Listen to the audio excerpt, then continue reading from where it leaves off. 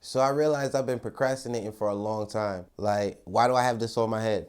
So the reason why I have this on my head is because before starting this job and relocating to another state, I didn't work. I just did this. I had clientele coming into my music studio, recording, shooting music videos, but now that I'm in a different state, it's a lot different. I have to rebuild, readjust, get in the flow and the motion of things. And I was just sitting at work like, I always have an excuse why I'm not doing it. Like, I really got way too comfortable. Like, I got way too comfortable in the position at work where it's like, I'm not, because the paychecks is hitting, I'm not really, and then that making me comfortable there, I'm comfortable here, I'm not really putting the work in that I needed to, and I'm just like, damn, I'm completely surrounded by procrastination. Like, I'm procrastinate, I'm the spokesperson for procrastinate, but I'm also a fourth quarter guy, which means I'm gonna step in the fourth quarter and really ball, like really handle, like boop boop,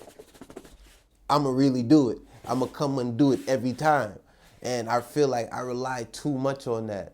I rely way too much on that, which means I need to break out of that. So that's why I have this on my head, because I didn't have a haircut and I was gonna use it as another excuse. And I said, nah, I'm not gonna do that. What I'm going to do is get it done. Get it done. No excuses. Get it done. No excuses. Remember to subscribe. Let's go.